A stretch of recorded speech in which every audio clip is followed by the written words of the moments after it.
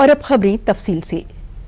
इस वक्त की सबसे बड़ी खबर, रियासत के मशहूर सियासी खानदान से आंजहानी मुलायम सिंह यादव के छोटे बेटे प्रतीक यादव अब इस दुनिया में नहीं रहे।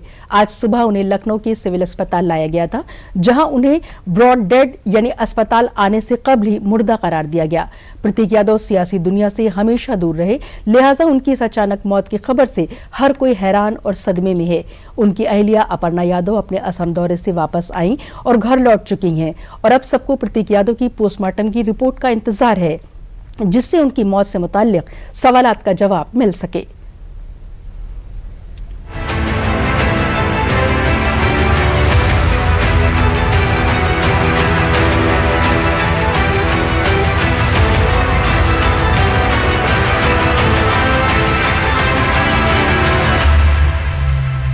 जो चेहरा मुलायम सिंह यादव परिवार का सबसे हेल्थ कॉन्शियस माना जाता था, वही बुधवार की सुबह जब लखनऊ के सिविल अस्पताल से पार्थिव होकर सफेद चादर में लिपटा दिखा तो हर कोई हैरान रह गया। सियासत से दूर रहने वाले प्रतीक यादव पहचान से दूर नहीं थे। मुलायम सिंह यादव की दूसरी पत्नी साधना गुप्ता के बेटे और अखिलेश यादव के सौतेले भाई प्रतीक यादव की मौत कई सस्पेंस में लिपटी है, जिसका सही पता पोस्टमार्टम रिपोर्ट के बाद ही चल सकेगा। जानकारी के मुताबिक मंगलवार की रात करीब 11 से 12 बजे के बीच प्रतीक को सिविल हॉस्पिटल ले जाया गया था। हालत ठीक होने पर प्रतीक यादव घर वापस लौट गए। करीब सुबह 5 बजे प्रतीक की फिर हालत बिगड़ गई और किचन में बेसुध होकर वह गिर पड़े। प्रतीक का ड्राइवर सिविल हॉस्पिटल से डॉक्टर्स को घर लेकर पहुंचा। सुबह करीब 6 बजे डॉक्टर बेसुध हालात में प्रतीक यादव को लेकर सिविल अस्पताल पहुंचे। सिविल अस्पताल में डॉक्टर्स ने प्रतीक को ब्रॉड डेड घोषित कर दिया। मृत अवस्था में 5:55 पे सवेरे ले आए गए। पुलिस को सूचना दी गई, पुलिस आई, पुलिस ने बॉडी को लेके उसका पंचनामा करवा के पोस्टमार्टम के लिए भेज दिया। महज 38 साल के प्रतीक यादव को बॉडी बिल्डिंग का शौक था। ब्रिटेन से पढ़े लिखे प्रतीक का लखनऊ में मशहूर जिम भी था और वो रियल एस्टेट के व्यवसाय से भी जुड़े हुए थे।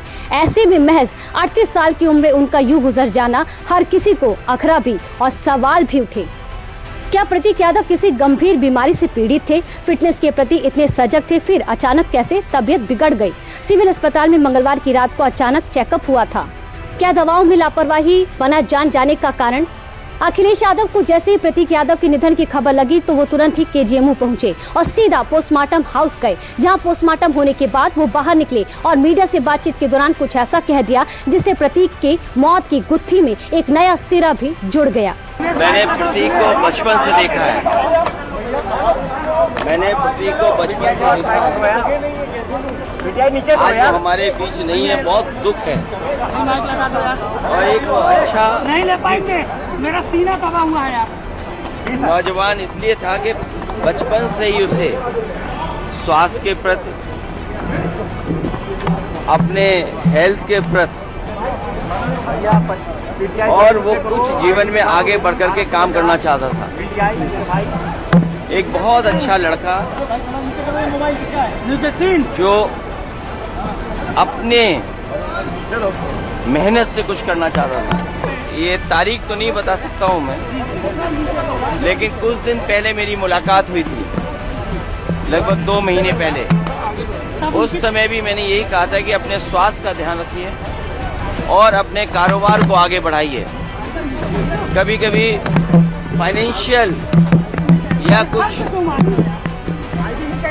जो कारोबार में जो नुकसान होता है उससे कई बार लोग बहुत दुखी हो जाते हैं। वो हमारे बीच नहीं है। जो कानूनी अखिलेश यादव के कारोबार में घाटे वाले बयान के बाद प्रतीक यादव की मौत में एक नए एंगल को लेकर भी सवाल उठने लगे। क्या प्रतीक का कारोबार घाटे में चल रहा था? क्या घाटे की वजह से ही डिप्रेशन में चल रहे थे प्रतीक यादव के निधन के असली कारण की तस्वीर पोस्टमार्टम रिपोर्ट आने के बाद ही साफ हो। और अभी एक ब्रेकिंग खबर सामने आ रही है। प्रतीक यादव की पोस्टमार्टम रिपोर्ट सामने आ गई है।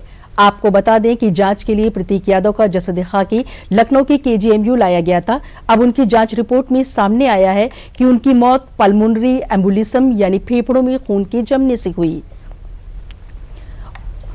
रामेंद्र सिंह हमारे साथ जुड़ गए हैं, आइए बात करते हैं रामेंद्र जी से। और अब आइए चलते हैं सीधे अपर्णा यादव जी के आवास पर, जहां हमारे साथ हमारे संवाददाता रामेंद्र सिंह हमारे साथ जुड़ गए हैं। रामेंद्र जी, आपको मेरी आवाज मिल रही है? हम अभी उनसे दोबारा फिर बात करेंगे। बढ़ते हैं हम अपनी अगली खबर की तरफ।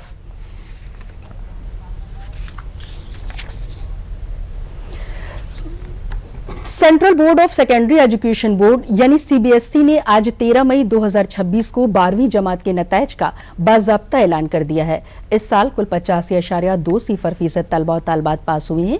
हर बार की तरह इस बार भी लड़कियों ने बाजी मारी है, जिनका पास फीसद 88.86% रहा, जबकि लड़कों का पास फीसद 82.13% दर्ज किया गया है। तलबा से सीबीएसई बोर्ड की वेबसाइट cbse.gov.in और cbseresult.nic.in के अलावा डिजी लॉकर पोर्टल और उमंग ऐप से भी अपना 12वीं का नतीजा चेक कर सकते हैं। तलबा अपना रोल नंबर और एडमिट कार्ड आईडी डालकर रिजल्ट को चेक कर सकते हैं।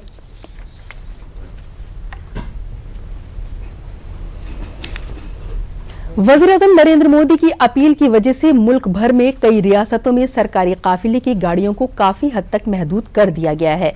मशरकी वस्ती बहरान के दरमियान वज़ीर-ए-आज़म नरेंद्र मोदी की संयम अपील पर अमल शुरू हो गया है, जिसके तहत खुद वज़ीर-ए-आज़म ने अपनी सरकारी काफिले की गाड़ियों की तादाद में बड़ी कटौती की है। वज़ीर-ए-आज़म की इस मुहिम को अपनाते हुए वज़ीर दाखिला अमित शाह और उत्तर प्रदेश, राजस्थान, दिल्ली और मध्य प्रदेश जैसी रियासतों के वज़राए आला ने भी वसाइल के महदूद इस्तेमाल के लिए बड़े फैसले किए हैं। अब दीगर रियासत भी पेट्रोल, डीजल और गैस जैसी जरूरी चीजों पर कंट्रोल हासिल करने के लिए सरकारी काफिलों को महदूद कर देंगे।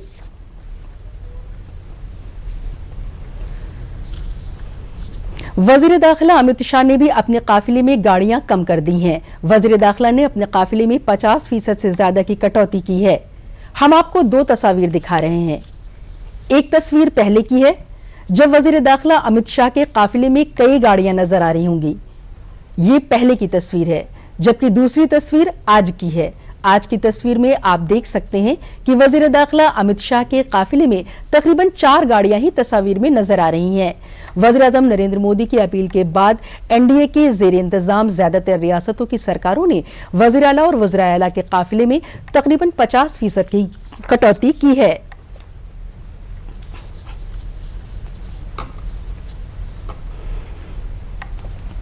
उत्तर प्रदेश के वज़ीर आला योगी आदित्यनाथ ने रियासत के बाशिंदों से वज़ीर-ए-आज़म नरेंद्र मोदी की अपील से जुड़ने के लिए ईंधन की खपत को कम करने और गैर जरूरी सोने की खरीदारी से बचने की अपील की है। वज़ीर आला ने चीफ सेक्रेटरी, डीजीपी और तमाम महकमों के एडिशनल चीफ सेक्रेटरी और प्रिंसिपल सेक्रेटरियों के साथ मीटिंग की और जरूरी हिदायत दी। यूपी में 2 दिन वर्क फ्रॉम होम के साथ साथ वज़ीर आला और सभी वज़रा के काफिले में 50% कटौती की भी हिदायत दी। ये कदम पेट्रोल और डीजल को बचाने की मुहिम में बड़ा फैसला है। इसके अलावा वज़ीर आला ने बिजली, एलपीजी सिलेंडर और खाने के तेल की खपत को कम करने की भी हिदायत दी है।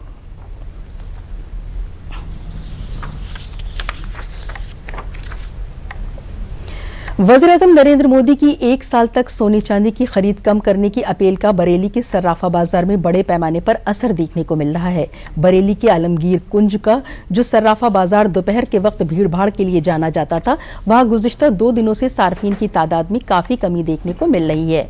हालांकि यहाँ के सर्राफा ताजिर मुल्क के मफाद में वज़ीर-ए-आज़म की अपील की खुलकर हिमायत कर रहे हैं। बरेली सराफा एसोसिएशन के सदर राजकुमार अग्रवाल ने वज़ीर-ए-आज़म की अपील की हिमायत करते हुए कहा कि मुल्क और दुनिया की मौजूदा सूरत हाल में वज़ीर-ए-आज़म की अपील काबिल तारीफ है। उन्होंने कहा कि हम अपने सर्राफा ताजिरों के साथ मीटिंग करके जल्द ही वज़ीर-ए-आज़म की अपील को अमली जामा पहनाने की कोशिश करेंगे।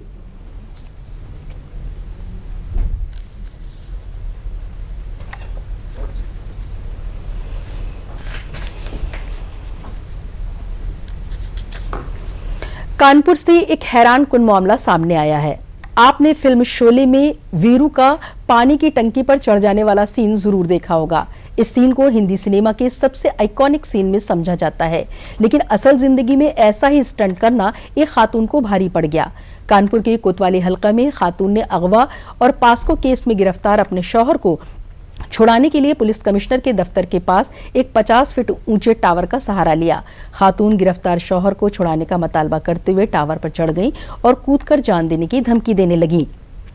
वाकई की इत्तला मिलते ही पुलिस और इंतजामिया के अफसरान फौरी तौर पर मौके पर पहुंचे। हिफाजत के लिए बड़ी तादाद में पुलिस फोर्स और फायर ब्रिगेड की टीम भी तलब की गई। पुलिस अफसरान ने खातून को काफी देर तक समझाने की कोशिश की, लेकिन नाकाम रही। फिर उसके शौहर को जेल से लाया गया। शौहर को देखकर खातून टावर से नीचे उतरी। अब पुलिस पूरे मामले की जांच कर रही है और खातून को काउंसलिंग के लिए भेजा गया है।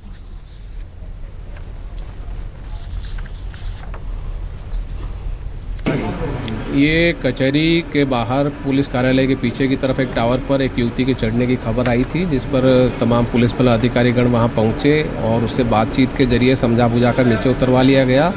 पूरे प्रकरण में जानकारी करने पर स्पष्ट हुआ कि युवती को भगाने का मुकदमा, अपहरण का मुकदमा उनकी माताजी की तरफ से थाना सचेंडी पर अक्टूबर 2025 में लिखवाया गया था, जिसमें कि नियमानुसार विवेचना करते हुए पॉक्सो एक्ट की वृद्धि कर जो अभियुक्त है उसे गिरफ्तार कर जेल भेजा गया और मुकदमे को चार्जशीट किया गया था। इसी क्रम में ये युवती आज जो अभियुक्त था उसे जेल से छुड़वाने के मांग को लेकर टावर पर चढ़ी थी। चूँकि युवक माननीय न्यायालय के आदेशानुसार जेल में था और आज कोर्ट आया था पेशी के लिए, तो इसी को देखते हुए युवती ने ये किया और इस पर पुलिस बल ने उनसे वार्ता कर उन्हें उतरवाया गया है। उनकी काउंसलिंग करवाकर नियमानुसार उसमें कार्रवाई की जा रही है और जो भी तथ्य सामने आएंगे उसी आधार पर आगे कार्रवाई होगी। मथुरा के बलदेव नगर पंचायत में रुकन पार्लियामेंट हेमा मालिनी और रुकन असेंबली पूरन प्रकाश ने तकरीबन 14 करोड़ रुपए के 30 तरक्याती प्रोजेक्टों का संगे बुनियाद रखा और इफ्तिताह किया। प्रोग्राम में सड़क, पीने का पानी, मजहबी मकामात की तरक्की और बुनियादी सहूलियात से जुड़े प्रोजेक्ट शामिल है। हेमा मालिनी ने कहा कि भारतीय जनता पार्टी की सरकार ने ब्रज हल्के में बेमिसाल तरक्याती काम कराए हैं। उन्होंने कहा कि आवाम की हिस्सेदारी से ही मुल्क और रियासत की तरक्की मुमकिन है। मेंबर असेंबली पूरन प्रकाश ने कहा कि बलदेव इलाके में तरक्याती काम तेजी से हो रहे हैं और नज्म नसक मजबूत हुआ है। चेयरमैन डॉक्टर मुरारी लाल अग्रवाल ने बताया कि सभी स्कीमें शहर की हमजहत तरक्की को ध्यान में रखकर ही तैयार की गई हैं।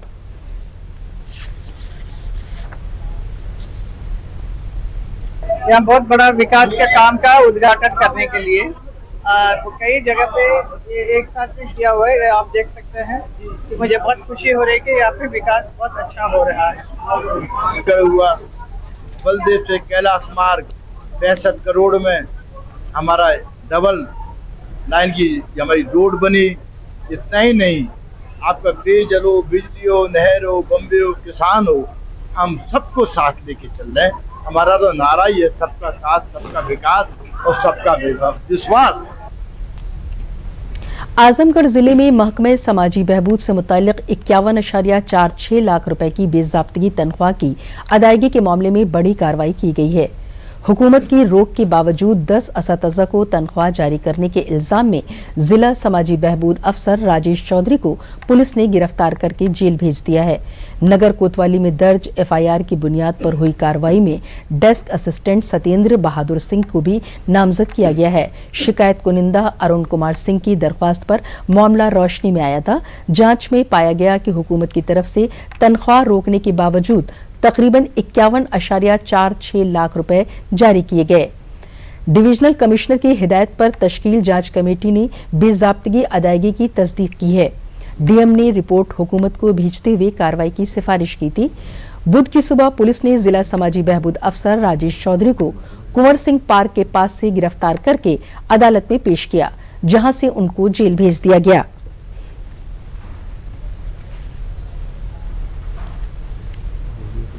यह मामला थाना कोतवाली नगर का है।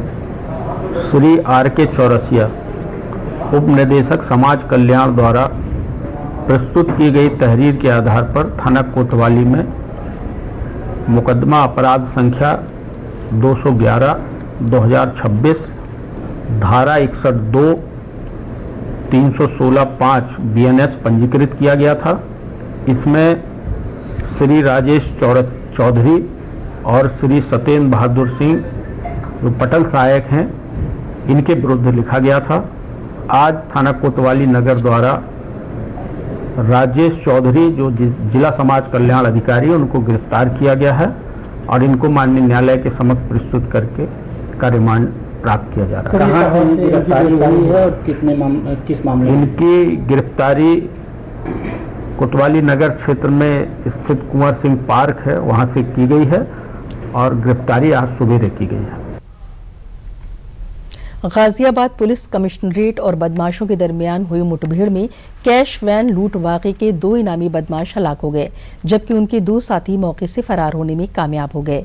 मारे गए बदमाशों की पहचान जुबैर और समीर के तौर पर हुई है, जिन पर 1-1 लाख रुपए के इनाम का ऐलान था। देर रात पुलिस को बदमाशों की लोकेशन मिली। बताया जा रहा है कि 4 बदमाश एक साथ मौजूद थे, जिनका पुलिस ने मुहासरा किया था। पुलिस के मुताबिक खुद को गिरफ्त में देखकर बदमाशों ने फायरिंग शुरू कर दी, जिसके जवाब में पुलिस ने जवाबी कार्रवाई की। इस दौरान जुबैर और समीर एनकाउंटर में मारे गए, जबकि उनके 2 साथी अंधेरे का फायदा उठाते हुए फरार हो गए। पुलिस के मुताबिक दोनों बदमाश कैश वैन लूट वाक़े समेत कई संगीन मुजरिमाना मामलों में मुतल्लिक थे। फिलहाल पुलिस फरार बदमाशों की तलाश में कॉम्बिंग ऑपरेशन चला रही है।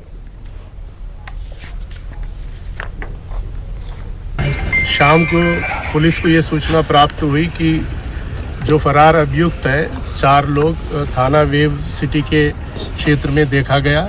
इस सूचना पर पुलिस ने तत्काल चेकिंग के आदेश हुआ और पुलिस के कई टीम्स चेकिंग में लग गए थे। करीब 9:30 के आसपास पुलिस टीम को उन लोग देखा गया। यहाँ पुलिस टीम को देखते ही वो लोग भागते हुए जहाँ हम लोग सब खड़े हैं इधर को आए हैं।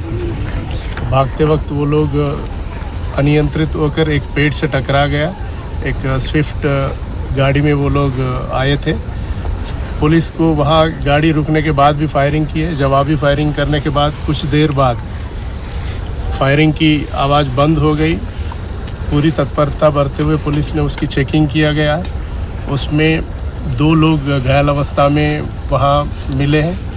उनके नाम पूछने पर एक अपना नाम जुबैर और दूसरे ने समीर बताया है और जो बाकी 2 अभियुक्त भागने का उनके भी नाम बता दिया है।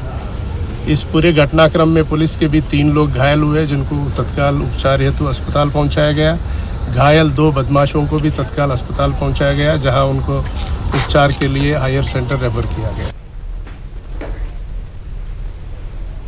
और अब एक बड़ी खबर, अब आइए आपको सीधे ले चलते हैं अपर्णा यादव जी के आवास पर, जहां हमारे साथ हमारे संवाददाता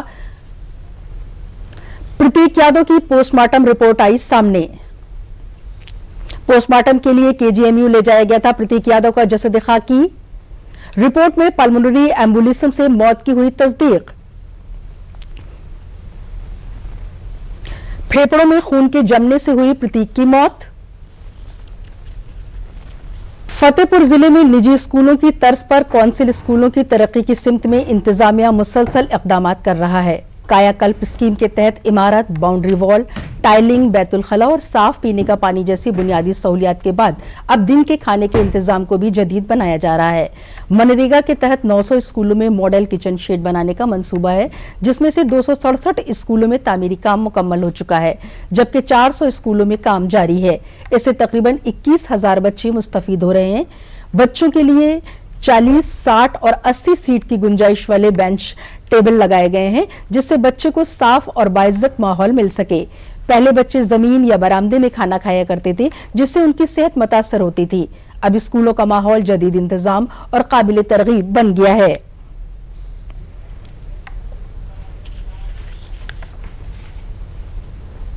तो यहाँ हमने एक नया प्रोजेक्ट स्टार्ट किया। इसके तहत हमने हमारी करीब 900 स्कूल ऐसे चिन्हित किए थे, जिसमें हम 600 की मनरेगा आईडी जो है पिछला जो बीबी राम जी के तहत भी हम उसे कंटिन्यू करते हैं, ऐसी आईडी जनरेट कर चुके हैं। इसे एक जो कन्वर्जेंस के अंतर है हमारा पंचायती राज एवं जो बीबी राम जी एक्ट है, इसके अंतर्गत और मनरेगा पूर्व में जो मनरेगा एक्ट था, इसके अंतर्गत हमने इसमें कन्वर्जेंस मॉडल को फॉलो किया है।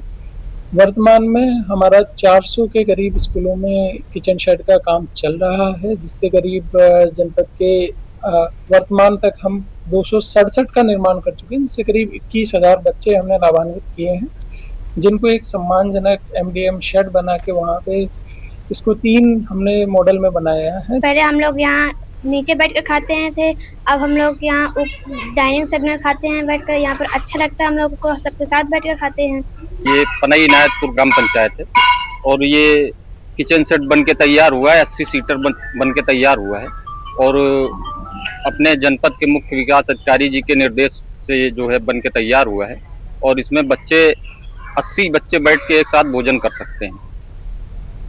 इसी के साथ खबरें खत्म हुई। इजाजत दीजिए, आदाब।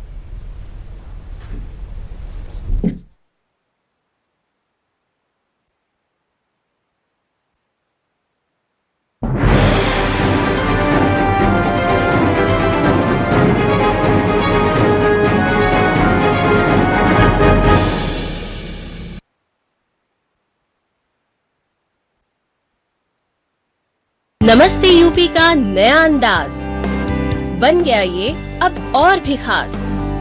होगा कला और संस्कृति का संगम। जाने करियर से जुड़ी नई संभावनाएं। क्या चल रहा है खेल की दुनिया में, कैसा है हमारा साहित्य संसार।